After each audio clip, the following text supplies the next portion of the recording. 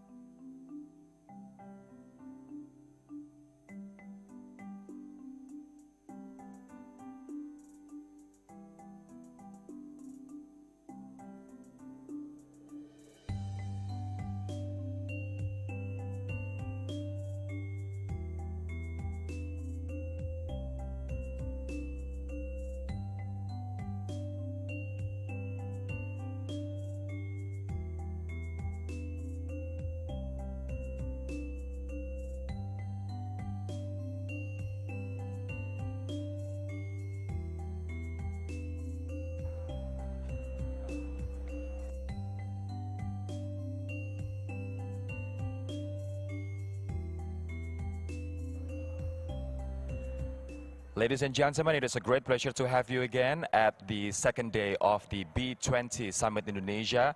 We would like to kindly request your cooperation and please be seated because our event will start shortly. And for the organizing committee, could you please help all the participants to be seated and to be in their place.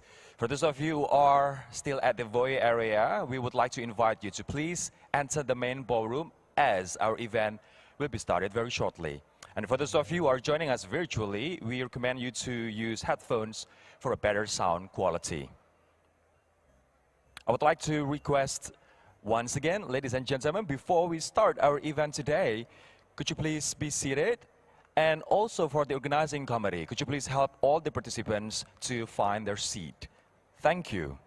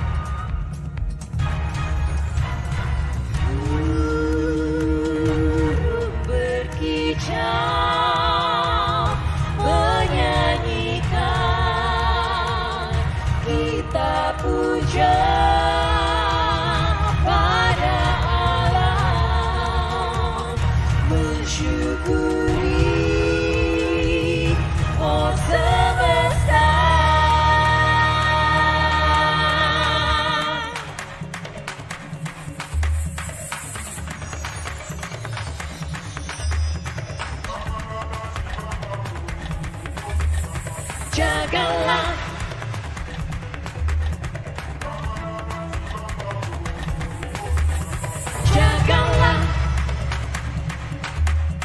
alam membentang bertaburkan cahaya surya, sungai mengalir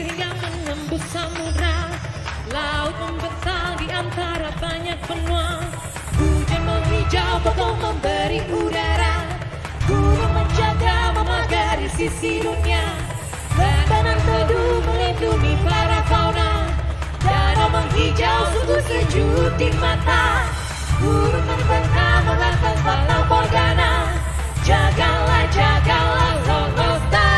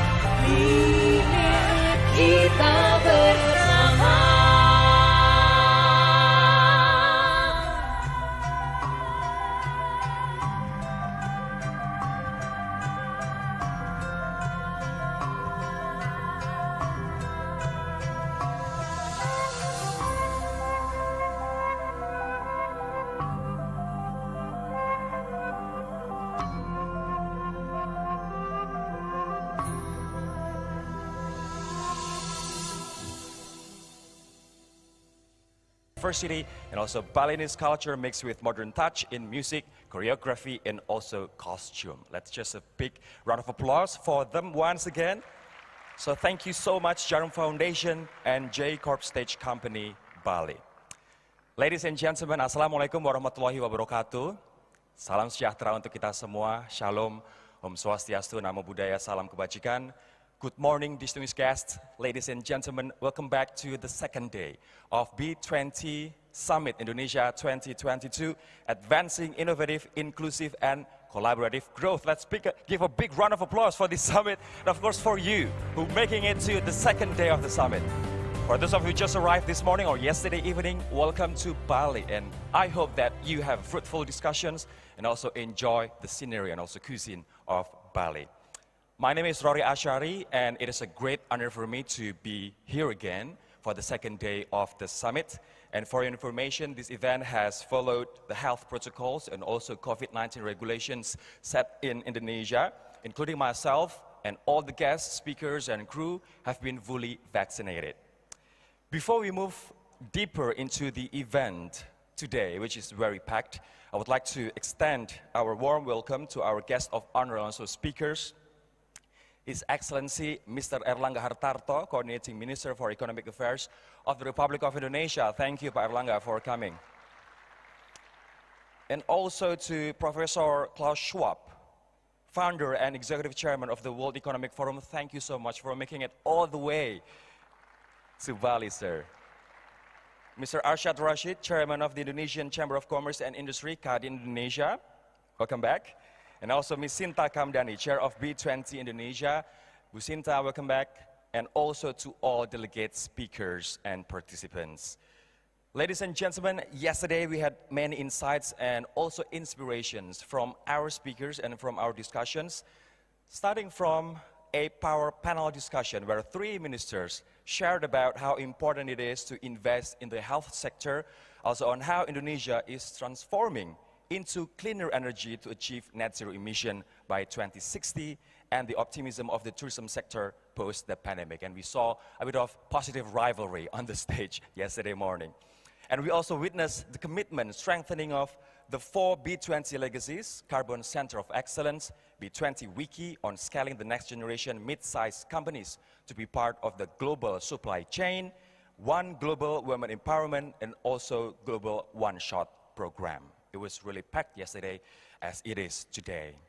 And we are really grateful that this summit is fully supported by PT Astra Indonesia Tbk, PT Astra International Tbk, PT Bayan Resources Tbk, PT Indika Energi Tbk, Sinarmas, April Group, Bakri Group, PT Bank Sentral Asia Tbk, PT Bank Negara Indonesia Persero Tbk, PT Elang Mahkota Teknologi Tbk, PT Goto Gojek Tokopedia Tbk, PT HM Sampurna Tbk, PT Indonesia Financial Group, PT Indofood Sukses Makmur Tbk, Lipo Group, Permata Bank, PT Pertamina Persero, PT Sawit Sumbermas Sarana Tbk, PT Telekomunikasi Indonesia Persero Tbk, PT Virtue Dragon Nickel Industrial Park, Adaro Indonesia, Jarum Foundation, and last but not least, PT Grab Teknologi Indonesia.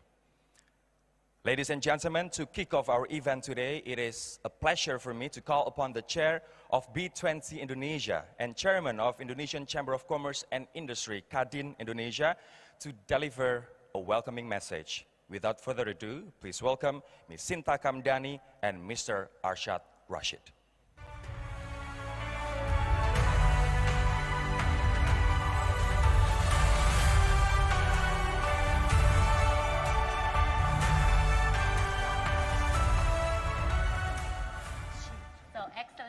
Ladies and gentlemen, selamat pagi. Welcome to the second day of the B20 Summit.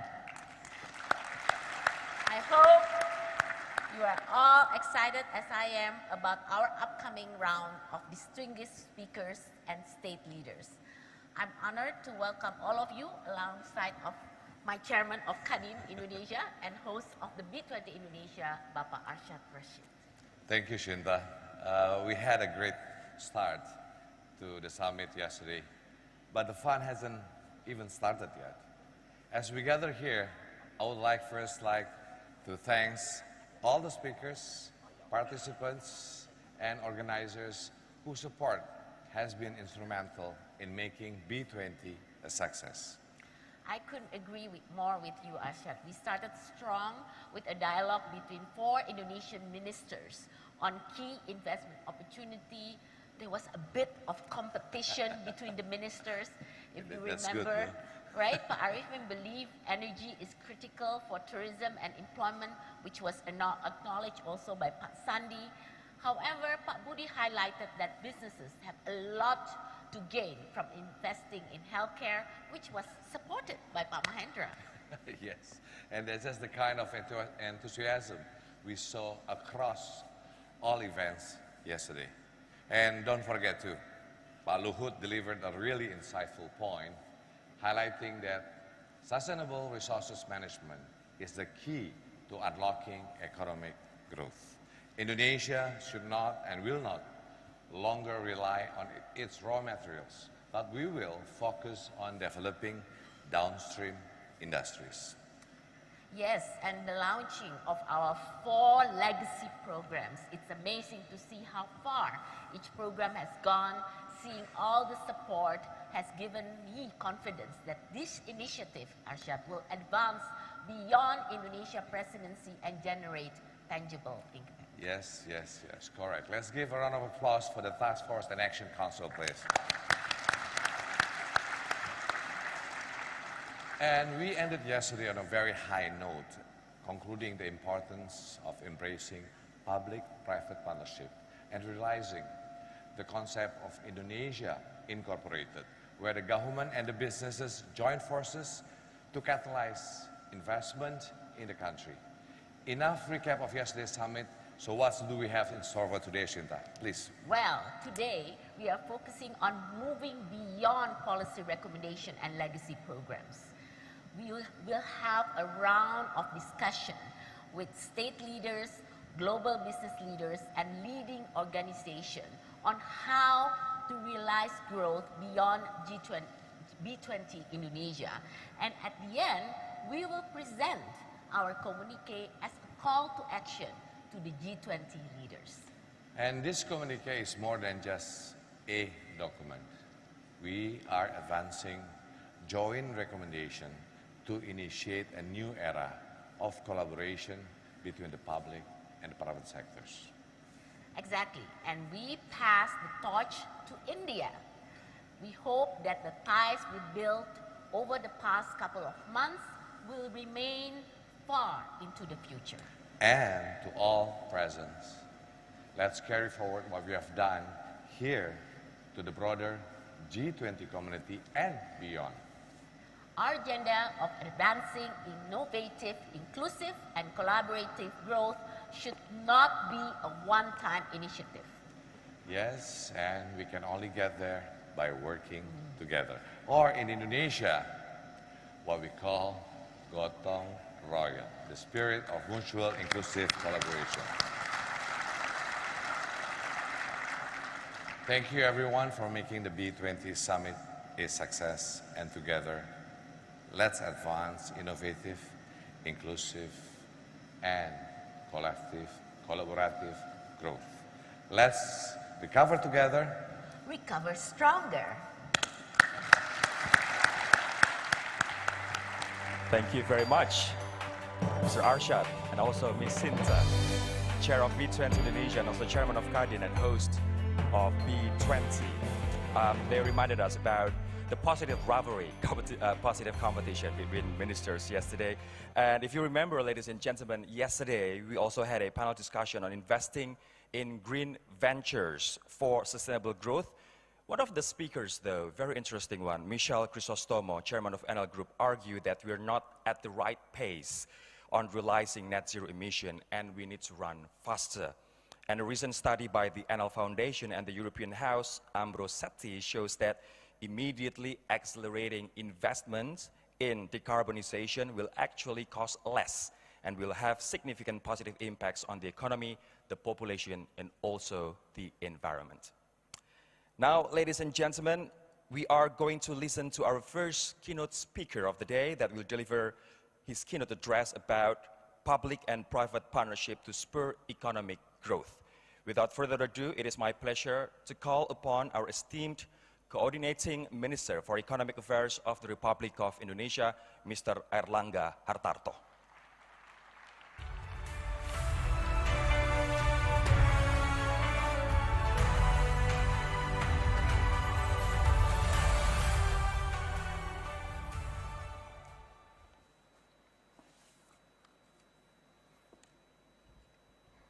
Assalamualaikum warahmatullahi wabarakatuh.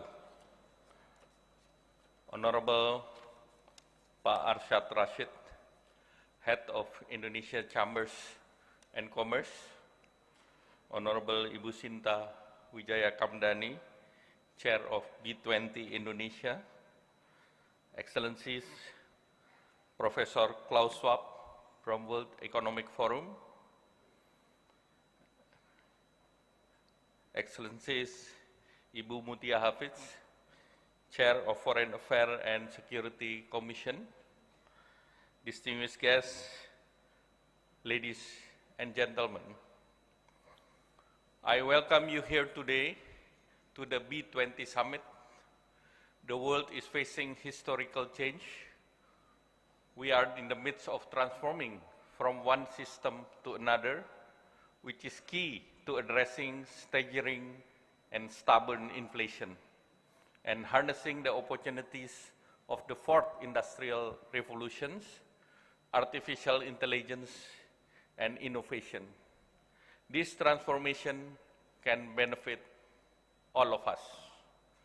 Government must be at the driver's seat in responding to the future challenge through stronger public-private partnership for concrete policy actions. The B20, encompassing more than 41 countries, recognize the importance of inclusive economy with focus on micro and small medium enterprises and women participation this year. Women, the unbanked population, and the poor must be equally represented in the future business ecosystem, all of them called the bottom pyramid. Ladies and gentlemen, partnership between the public and private sector is the key to the post-pandemic economic architecture. With this partnership, we expect that Indonesia economy to grow at 5.4% in 2022, substantially higher than the initial forecast by the global organization. And in this third quarter this year, we even grow at 5.72% on year. Much of this growth comes from sectors that have bounced back well now that the COVID-19 pandemic is under better control. More recently, the generators of our economic recovery are the air travel, transportation and storage, accommodation, food and beverage, and machinery manufacturing. They are all provide jobs to many workers and benefit even more people through strong value chain. This kind of partnership should harness the benefit of innovations and the fourth industrial revolutions and serve as a common denominator for addressing food security, energy security, and today, with adoption of technology and strong R&D, businesses are more efficient and recording higher productivity. Transformational business must also encapsulate sustainability by accounting for environmental, social, and governance, or ESG practices. This approach is adopted in our plan to build the new capital in East Kalimantan, Nusantara, that will incorporate sustainability, smart mobility, smart cities, quality infrastructures, and human capital developments. Opportunity must be abound for our children and our great-grandchildren. We have succeeded in the past through green revolutions, avoiding hunger and poverty through innovation in agricultural productions. Toward the future, we must be prepared for another green revolution, innovating for a more major transformation toward digital economy that protects our planet and our future. We invite you to be part of Indonesia transformation. Business leader, speaker, ladies and gentlemen, Indonesia is taking action to address high inflation through financial and structural reform. With that strategy, we are taking robust action to strengthen the value chain, particularly on critical minerals, which are central in developing an ecosystem of electric vehicle and automotive.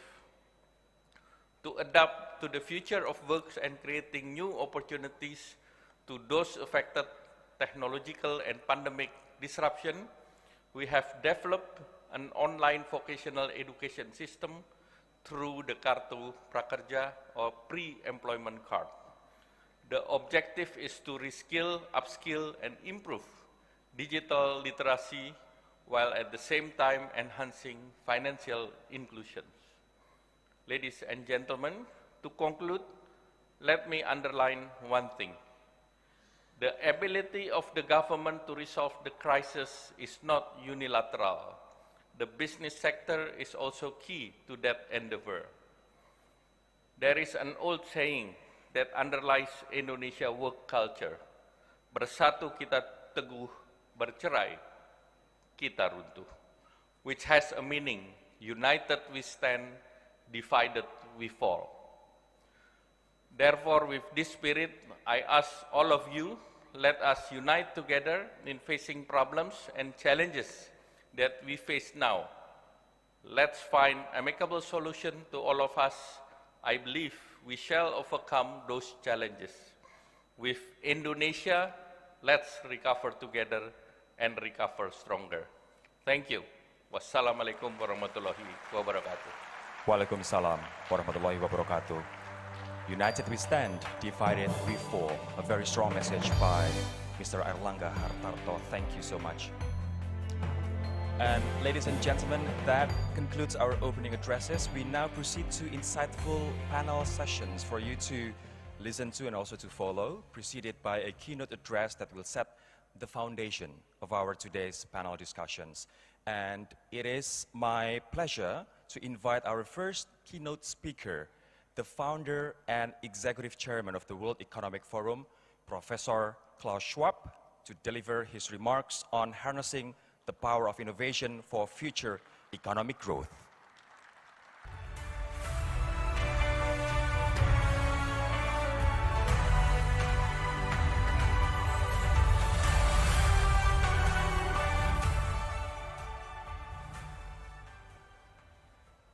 Excellencies, distinguished participants of this very important meeting, let me first congratulate the government, the President government of Indonesia for exercising such a great hospitality for all of us who are here.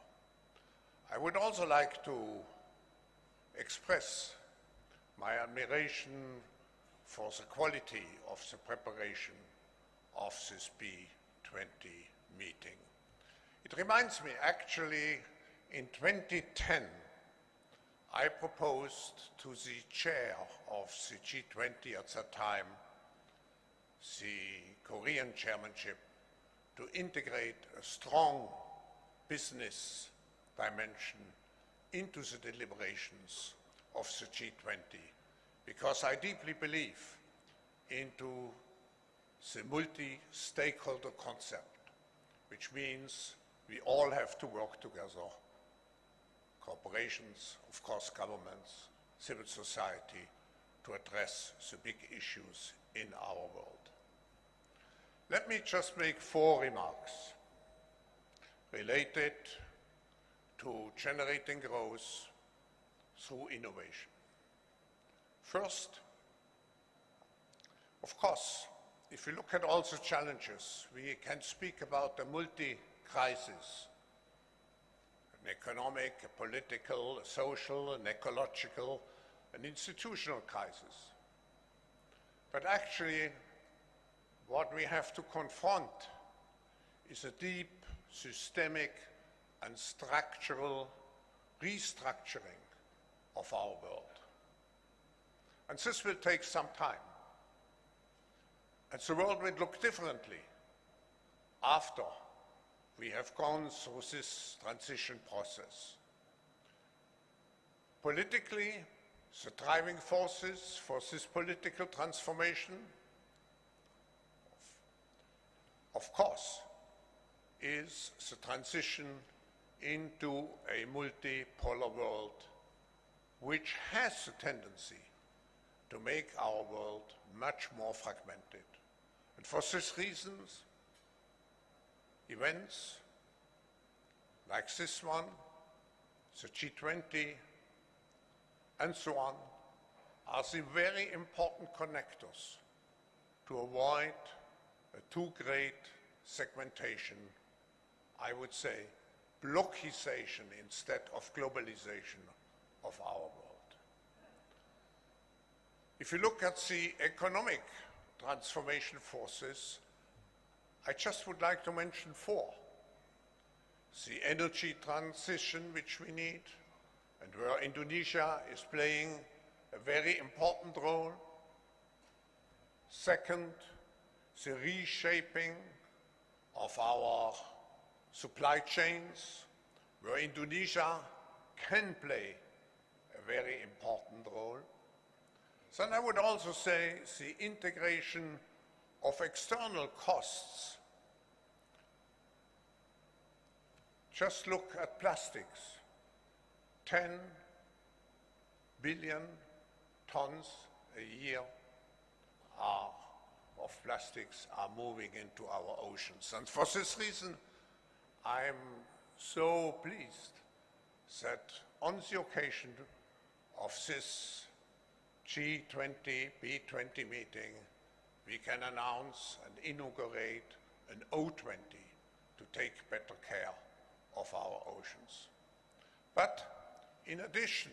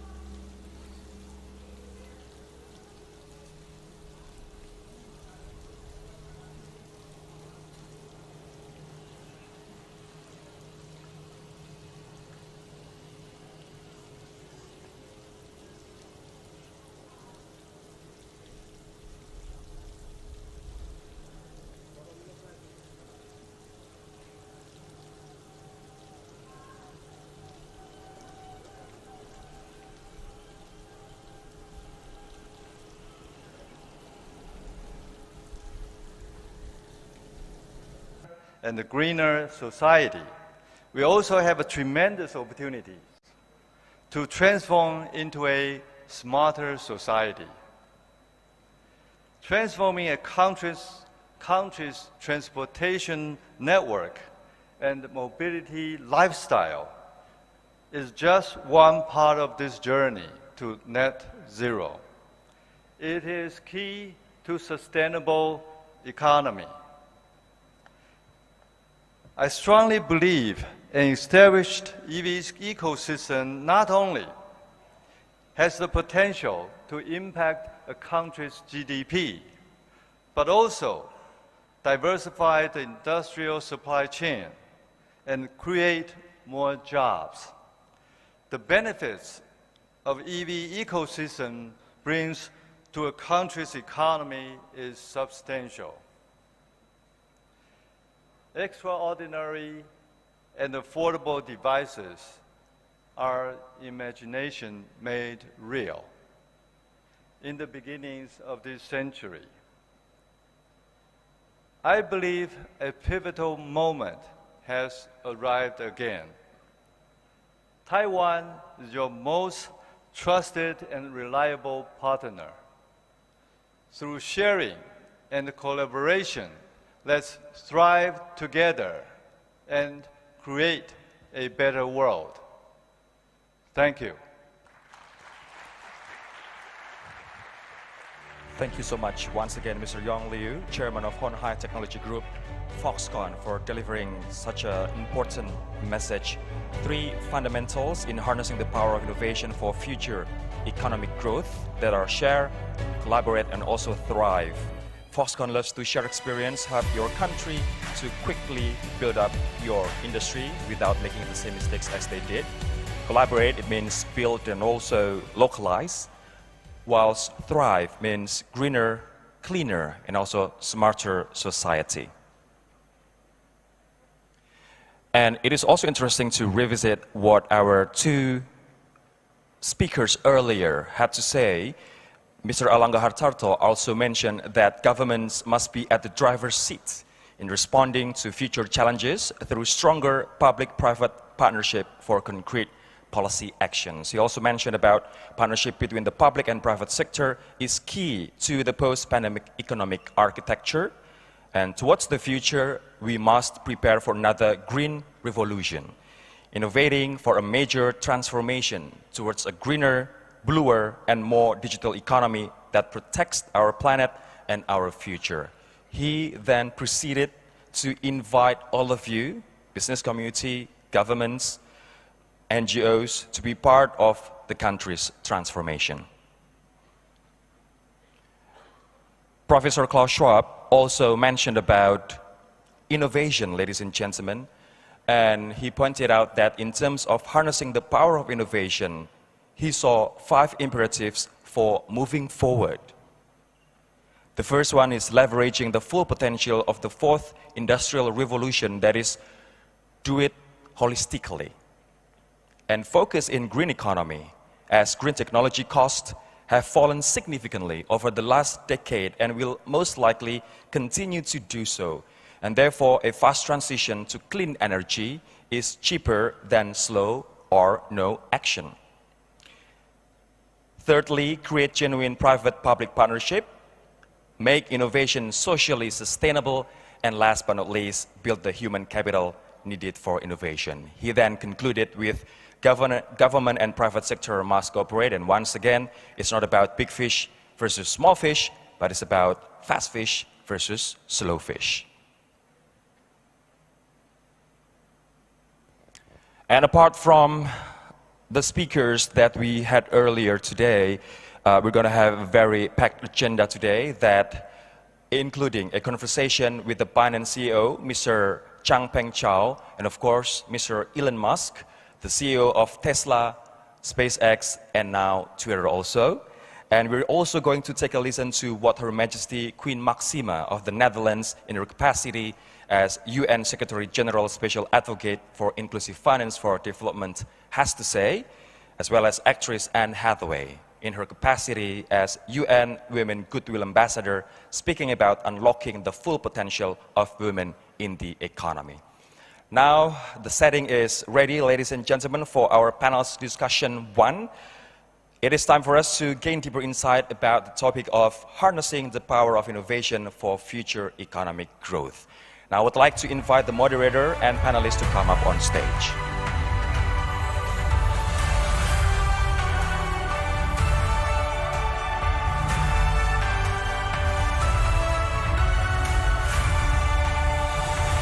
The moderator for today, Mr. Jack Azaguri, Group Chief Executive Accenture, and the speakers are Ms. Candace Johnson, co-founder of SES and Laurel Teleport Europe, Mr. Christian Guevara, Chief Executive Officer of Telefonica Brazil, Mr. Anthony Tan, CEO and co-founder of Grab, Mr. Alvin Sadat Maja, President Director of Elang Mahkota Teknologi, Mr. Deep Kapuria, Chairman of the High Tech Group.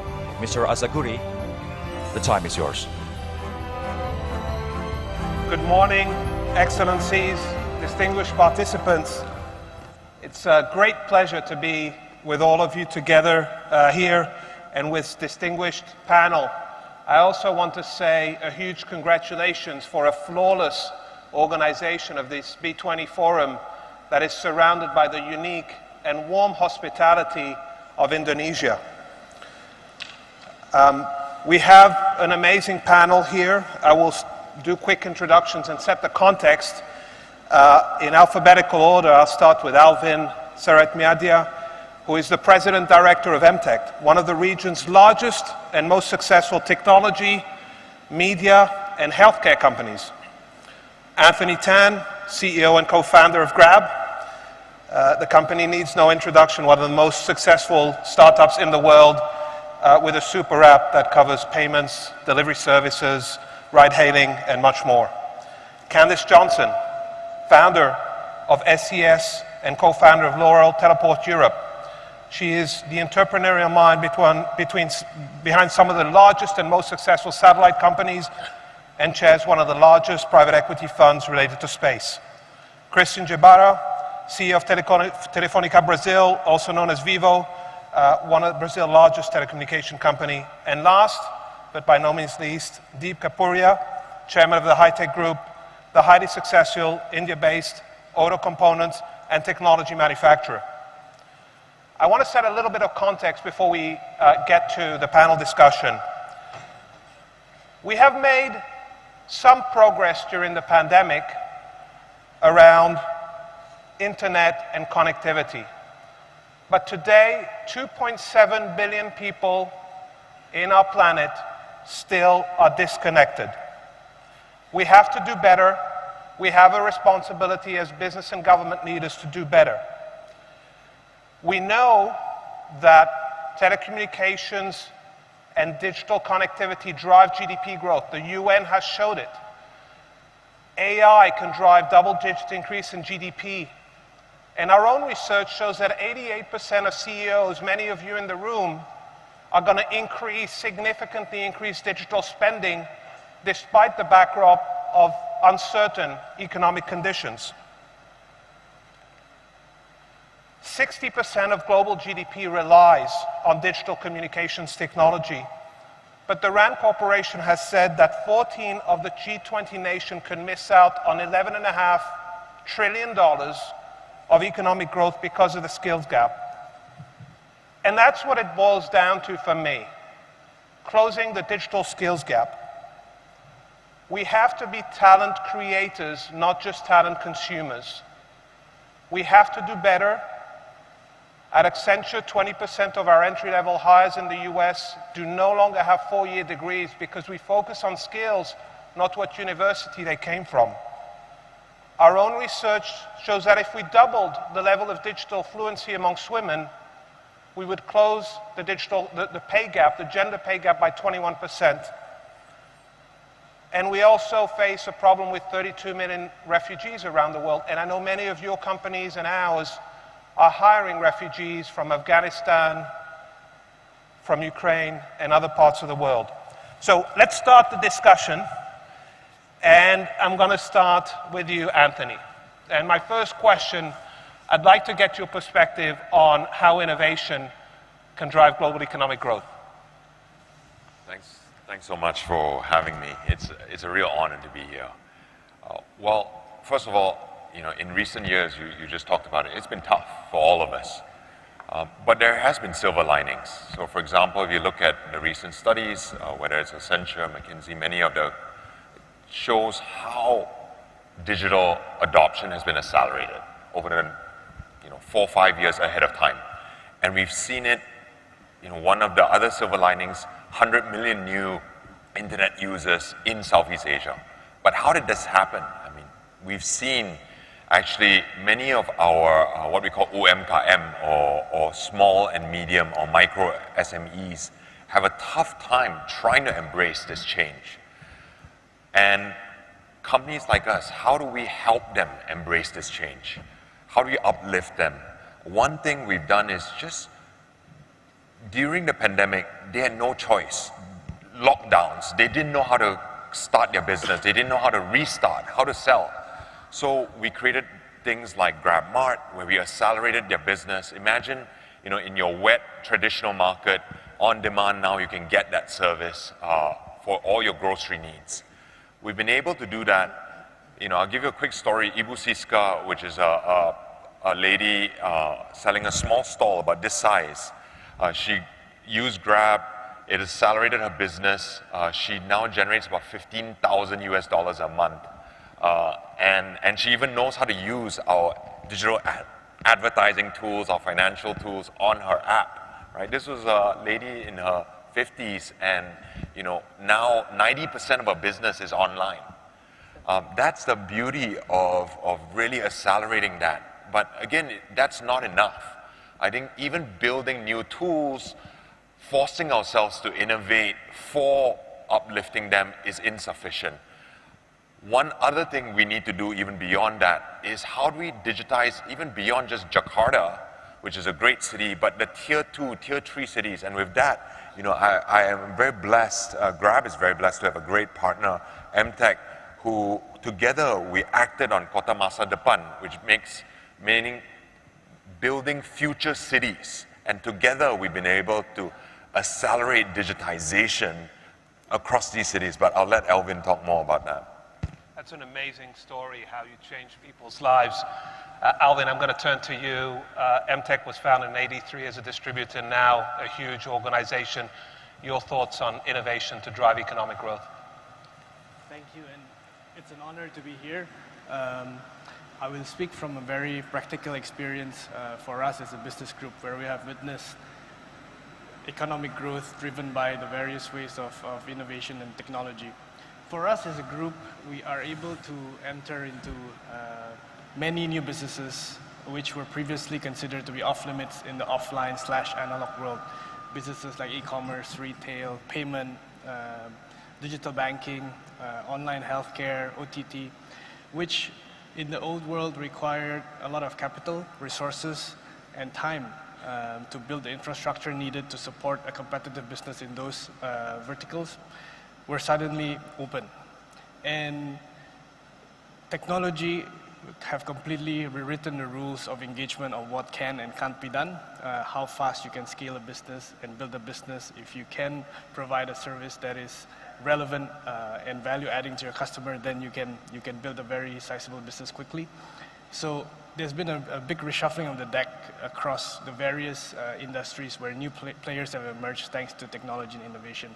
Secondly, and I think, I feel that we have been engaging in a lifelong and never-ending process of digitizing our traditional businesses, transforming, tech-enabling, if you may, which is much more difficult to do compared to creating new businesses from scratch, where you have a modern platform and you can rethink everything from the ground up.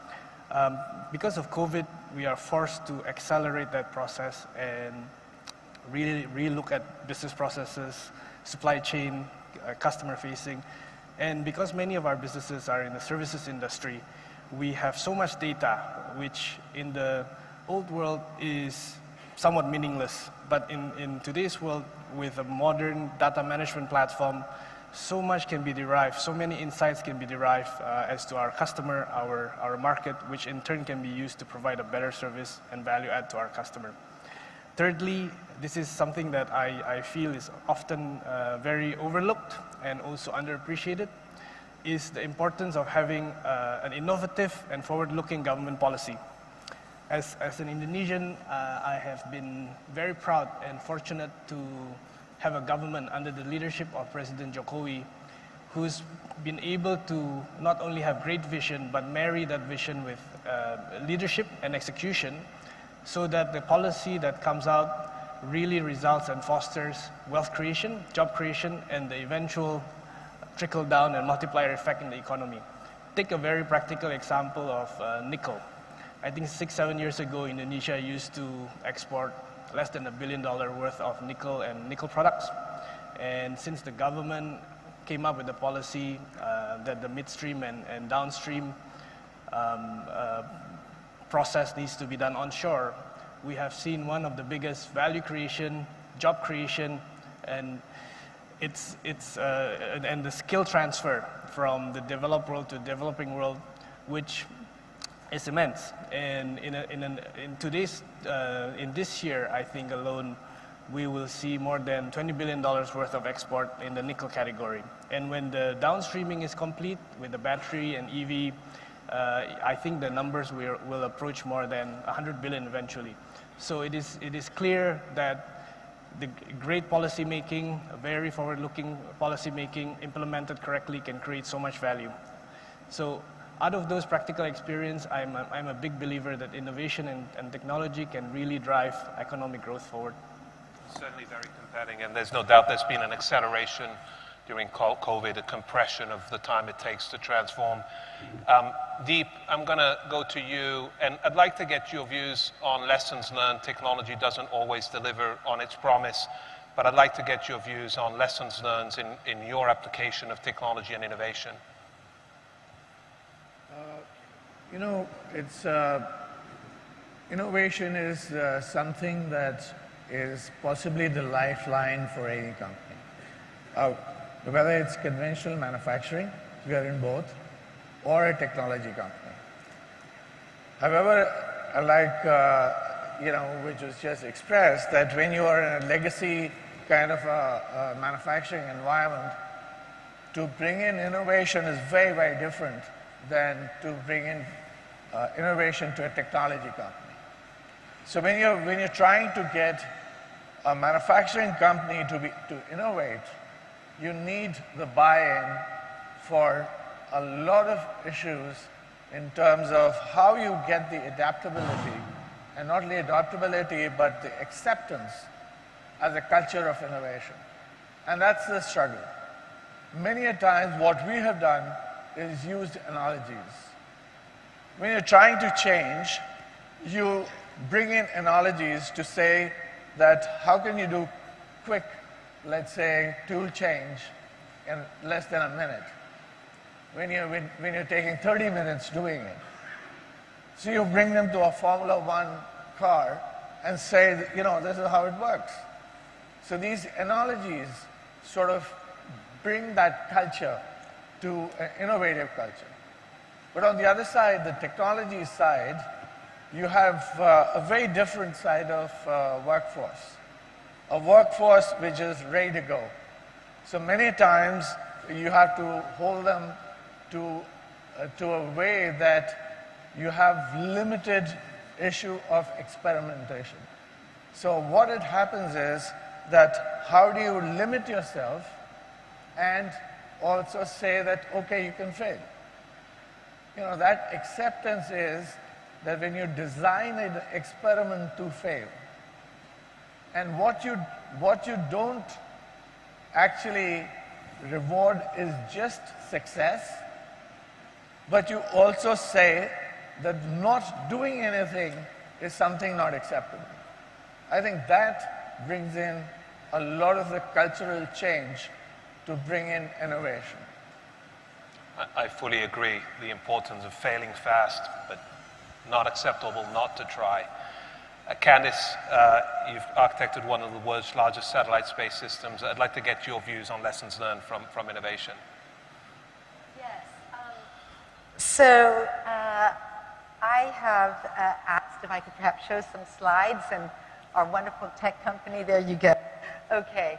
So, you know, I was born in a family that my satellites for the United States, and then did the world's first private satellite system. So from the time I was 5 years old, when I received a toy Sputnik on the Christmas tree with Santa Claus inside, I thought everything good came from space. And, you know, innovation, so important. But you know what? Inspiration, I think, is even better.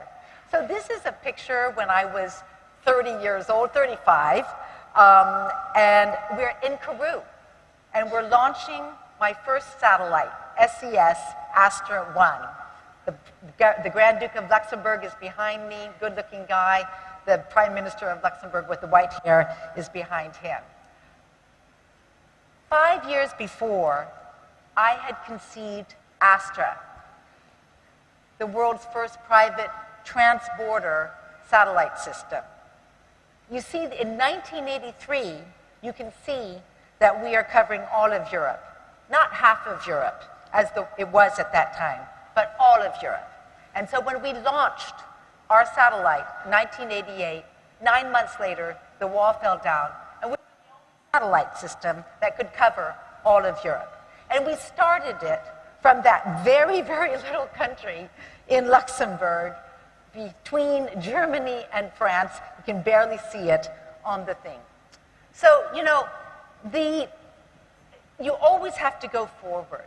And when the wall fell down, I conceived the first transporter launch cooperation, commercializing not American technology like Elon Musk, Russian technology with American marketing, ILS, International Launch Services, and you see my satellite, Astra, on the top of that, 1995, April 9th. It's one thing to become number one, it's another thing to stay number one, and circumstances made it that if I was going to keep my satellite system, SES, Astra, independent, I needed to go global. And so 2001, I architected SES Global and became the world's largest satellite system. Now, ladies and gentlemen, remember that first picture where unfortunately I was the only woman? Well, you know what? Things change. And so here, Oceania Women's Network Satellite, 10 years ago, a couple of women and I in the Pacific and Global Telecom Women's Network, we got together and we created and helped create Pacific. And I'm very proud to say that we're bringing high-throughput broadband internet to all of the islands in the Pacific, and also here, there we go, also to Indonesia. And it's so great to work with, isn't it? And private initiative, and we just got together, this satellite, to colleges, to universities, to hotels, to hospitals, to villages, etc. I have described my life as going from providing satellites, or using satellites to provide universal access, and going to use satellites to provide access to the universe. And indeed, we do have space debris now. we have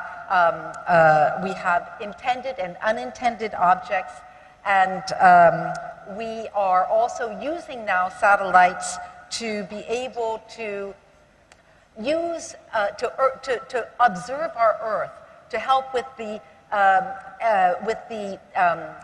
Earth observation, with the ocean observation. And we also such as North Star to be able to provide space traffic management, very important. And Jack talked about the fact that I'm also the chair of Seraphim Space, the world's largest space tech fund. We're investing in innovation. I see everything. I see young people coming together and building in labs for, food on Earth and food on the moon. I see another young woman building her own spaceship to do pharmaceutical possibilities in microgravity. Hopefully one day we're going to also get a, let's just see if we can get this, there we go, an all-female space crew for the International Space Station. So. It's an amazing story, and also great to see the progress in diversity from your first picture in the 80s I thought it was kind of to fun. today. Particularly for the women empowerment here in Indonesia. Yeah. Christian, I'm going to go to you. You chair the B20 Digitization Task Force. Amazing work in Brazil in terms of promoting and deploying digital technology and connectivity. Your thoughts on the growth, how to drive more innovation, how it drives economic growth, and also maybe your view in developing countries. Okay, so thank you for the invitation to be here. I'm from Brazil, not far away from Indonesia, but being here for these 2 days, you can see a lot of similar things about the challenge that we face in our country and you face here in Indonesia. We are like large country with large population, and I do believe that digitalization can change, especially reduce inequality, include other people, and bring much more diversity to our companies. So during the pandemic, innovation was accelerated. I think Anthony gave an example, and we could see this example not only in our company, but in our customers, our clients. Companies that were not prepared to handle the digital relationship with customers, they suffered a lot. And at the same time, they started to accelerate this implementation. Even us, as family members, we had everyone back home, and kids needed to go to school, homeschooling. We needed to work from home. So we have like the largest fiber network in Brazil. We have today 22 million home passed with fiber. And we saw the demand for fiber rising during the pandemic because we were so used to have download, and suddenly we were also needed to use upload. Video became part of our lives. So that's innovation. Companies started to invest in cloud. Companies started to invest in collaborative tools. Companies started to invest in cybersecurity, because protection of the digital world is also changing. So that's a big shift. And as an organization, we need also to change many things. We are now working in a hybrid model. We started before the pandemic. We were maybe a little bit ahead of time. But now that's a reality that people really want to work in an environment that can be on-site, but also working from home. So we need to adapt. That's also innovation, to attract people, talented people, to develop new skills. We need to change not only the culture, that's also important, but the way we work. So we are trying to implement many different methodologies to work with more design thinking, more critical solving, and also bringing diversity to our workforce. People need to be seen as a society in our workforce. They was talking about gender. We need to talk about race. We need to talk about people with disabilities. We need to include everyone to really foster innovation, creativity, and that's what we are doing today. And in the B20, participating as a co-chair was great because the challenges are there, and we need, as a country, Indonesia, then next year is going to be India, then it's going to be Brazil, 3 countries with similar things where we believe digitalization need to be more accessible, and it has the power to change inequality, to bring education to those who don't have it in the physical world, brings health to those who don't have it in the physical world, bring financial inclusion to those who don't have it, and there are many examples here. So Again, I think we're in the beginning of the journey, and innovation has to be part of our journey as a company, but as a provider for solutions for customers, B2C and B2B. That's amazing, amazing developments in Brazil. I'm going to move to an important question, which we heard earlier, the role of governments, public partnerships. We heard that earlier from Professor Schwab. And I'm going to start with you, Deep. I'd like to get your view on public-private partnerships, the role of government, how to collaborate. It's possibly the most important thing going. The challenge is to translate it. It's a great idea, public-private partnership. It's been there for a while. It's a lot of I think the way that it's being approached, at least in India, is that get the participation both on the side of technology and in side of investments. It's important because if you see overall in the given situation, and specifically in the recent past, after COVID, that the companies are not making that much money to spare for the innovation or technology. But on the other side, it becomes important for the government to come in at this point so that they can work together on these projects. Let me give you an example of it. I also chair a public-private partnership company, which is called Global Innovation and Technology Alliance. It was started about 10 years back with the whole purpose to create an ecosystem for innovation and get companies to start, and even the startups to start doing research and development. And the concept was that not only use the government funds, but also get into collaboration with the other nations as well. Today we have 9 countries that we are working with. And how it works is that's a kind of one company from, let's say, we have a partnership with Israel, just as an example, and they have tremendous amount of traction from that side. So one company from Israel, one company from India, let's say $1 million worth of project. So $250,000 from the Indian company, $250,000 from the Israeli company, and the balance comes from the governments. So they can do an innovation project of $1 million, which may or may not work. You know, you have to accept that when you're getting into an R&D and innovation project, it can fail. And that's very, very important to accept. So that's one of the thoughts that how the governments can collaborate. The other way that is also being done is of incubation centers. Incubation centers are not only being partnered with universities, but also with the private companies. Like we have innovation kind of a incubation center, which we allow the MSMEs to come in, work from the desks, and provide them some kind of help in terms of literally getting from the aspect of the government funds to the private funds. So you know that the proverbial valley of death is avoided. So there's a public fund, and when they get to the private fund, that's when a lot of the SMEs lose their way and actually die.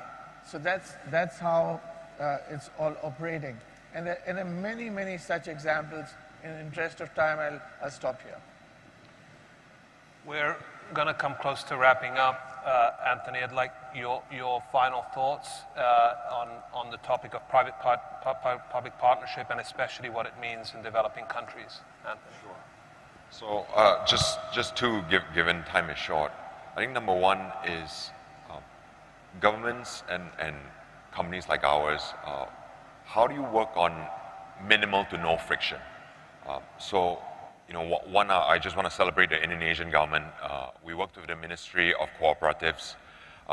They were super helpful. They helped us onboard many thousands of wet market, traditional wet markets all across Indonesia. So just working together, again, we are small. It's about leveraging and working and standing on shoulders of giants. And there's no better giant than the Indonesian government. That's number one. Number two is, I think on public and private collaboration, you know, we take, for example, EV. EV is a massive social issue, or climate change, but specifically, how do you deal with it with EVs? Effectively, there is a cold start problem today, where, you know, if there's not enough charging stations, a lot of people don't invest in EVs, and if there's not enough EVs, people don't invest in charging stations. So that is one complex issue that we can partner on. So I'll give you an example here. You know, Grab again. We decided to say, look, we have to solve this with partners like many here, PLN, Pertamina, Gesit, VR. We've been able to partner and launch. Today we have over 8,500 electric vehicles. They've done over 100 million kilometers in electric kilometers. Again, thanks to the customers who love it. We've saved over 10,000 tons of carbon emissions. But again, we're just in the beginning.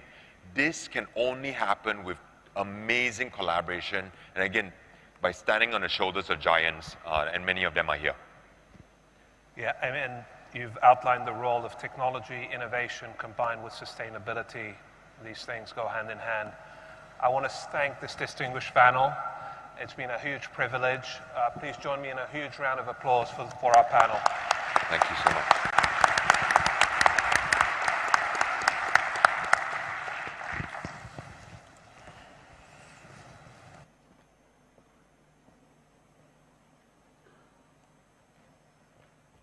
Mr. Azaguri, thank you so much for the insightful discussion. And we got several important notes from the discussion. It's very enlightening as well. Ms. Candace Johnson, co-founder of SES and Laurel Teleport Europe, thank you so much for sharing to us. And she said that innovation is important, but inspiration is even better. And the story of SES that she shared was so beautiful and was so inspiring. SES, for those who are unaware of it, is a satellite communication service provider that offers telecommunication services. And also, she shared about the progress of diversity there in her company.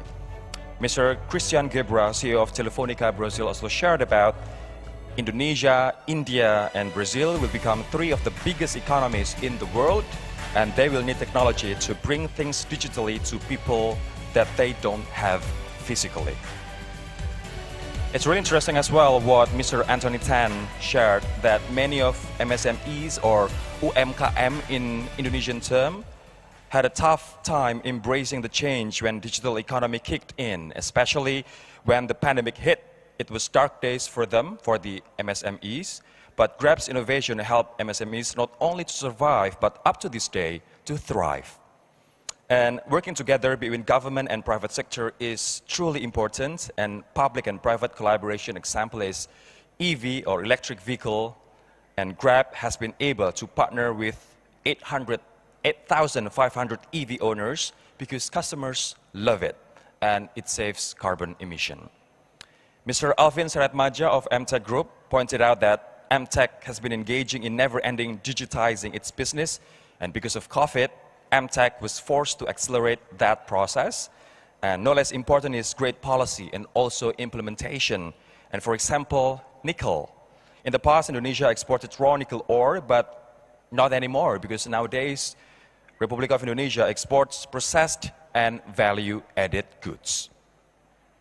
So once again, thank you so much for the discussion, and we're looking forward to another discussion or one-on-one conversation after this. So after this, ladies and gentlemen, we are going to have a one-on-one conversation discussing about investing in future talents, technology, and financial resources with Mr. Chang Peng Chow.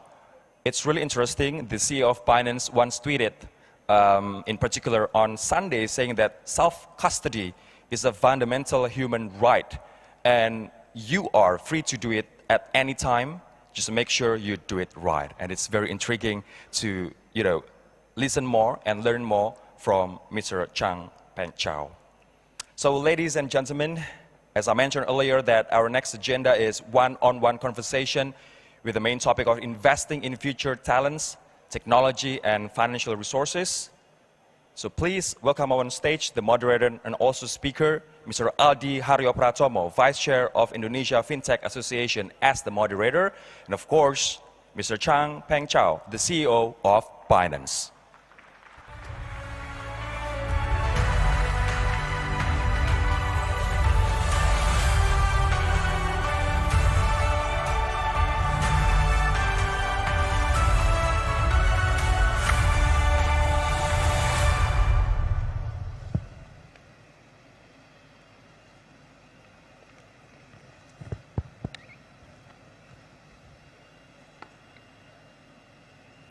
Hello, everybody.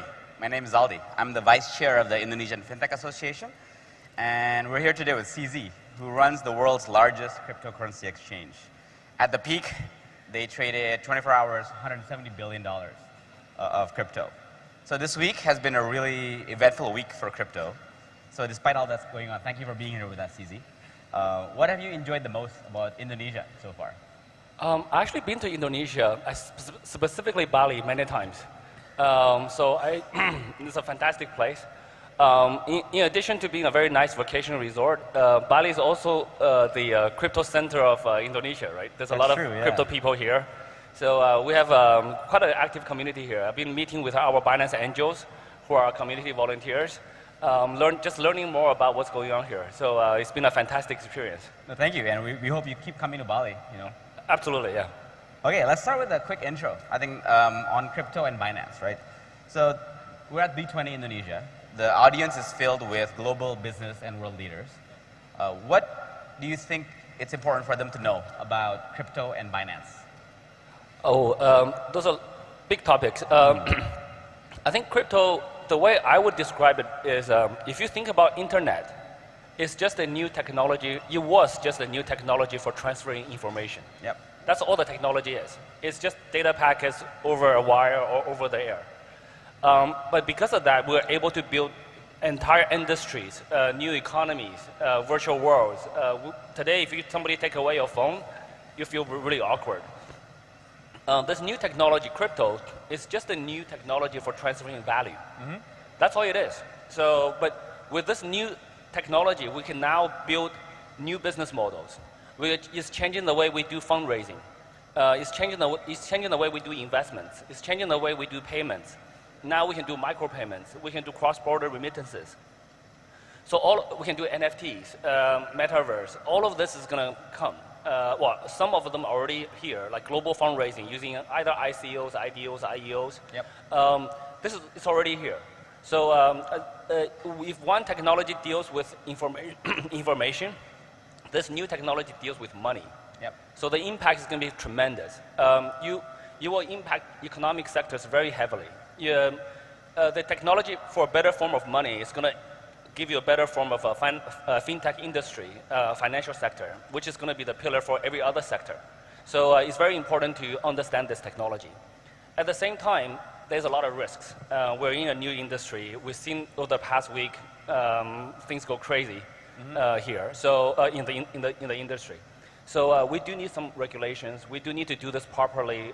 We do need to do this in a stable way. So all of that is happening. Binance is one of the larger players in the industry. Most people know Binance as a cryptocurrency exchange, but we actually have much more than that. We also invest and own multiple decentralized wallets. We also own CoinMarketCap, which is the most visited website in crypto for information. We invest heavily in DeFi, in blockchain technologies, etc. So we also invest very strongly in local economies in different parts of the world. So we also we are probably one of the few platforms who push very heavily on education and charity, etc. So Binance is more like an ecosystem of tools that we want to help people to access crypto with. Oh, thank you. That's a very broad explanation. So let's dive into the use cases, right? Because ultimately it's about being useful. That's what a technology should be.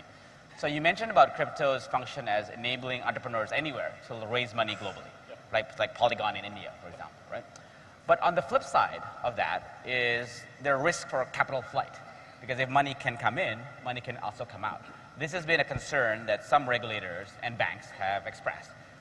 What would you say to that concern over the benefits of actually being able to raise money globally? Yeah, so I'll actually say the reverse. If money couldn't go out, money would not come in, right? So as a, as kind of an offshore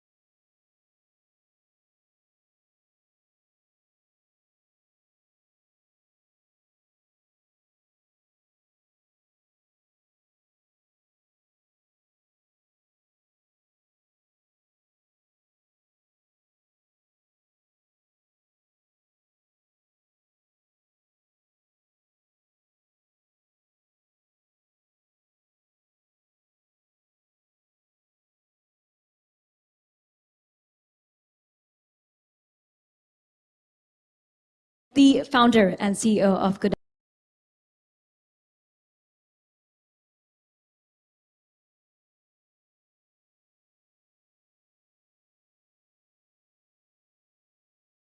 remarks of the day.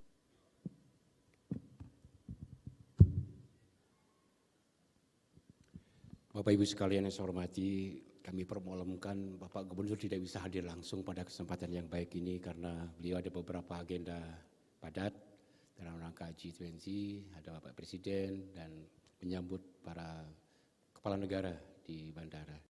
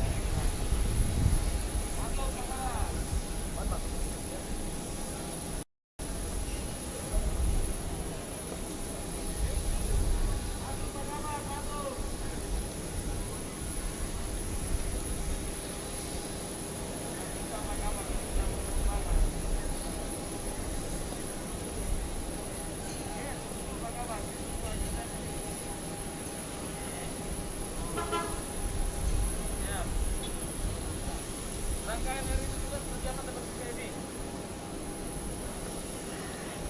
Makanan Bapak taruh di mobil Bapak dan mobil ajudan, mobil wakil.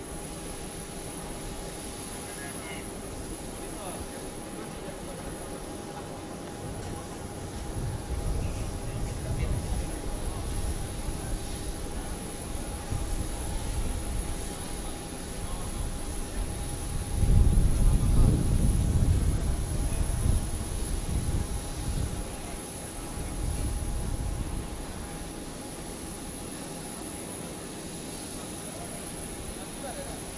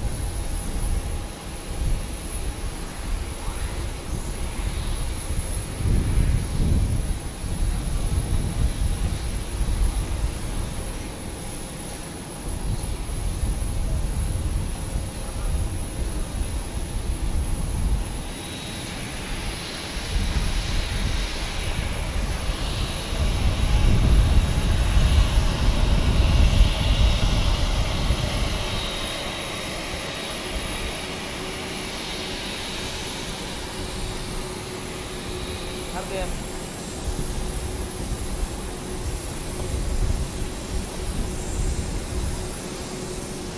Jangan lupa. Arden, gambar ya. Jangan lupa.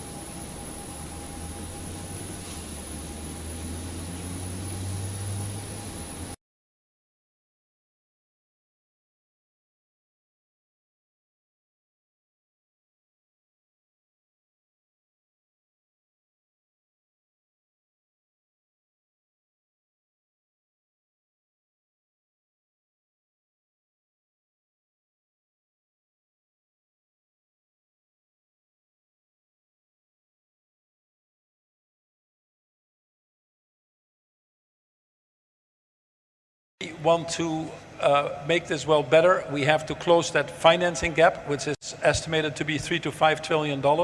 That financing gap is going up. It's not going down, unfortunately. If you look at the combined ODAs of governments, you talk $150 billion. That big gap needs to be filled by business. Business needs to step up. It's the most important message. What does that mean at the end of the day? I think in most cases, we actually know what needs to be done. We have the technology. On a global level, we have more money than we know what to deal with, to be honest. So how can we now muster, if you want to...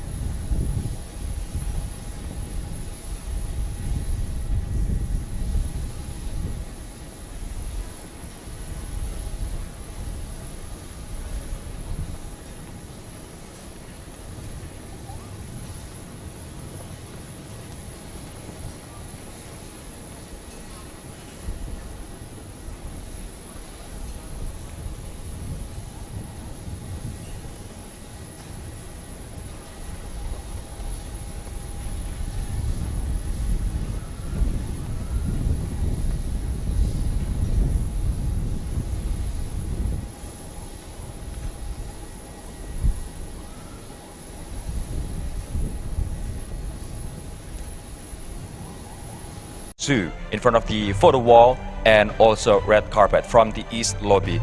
And also please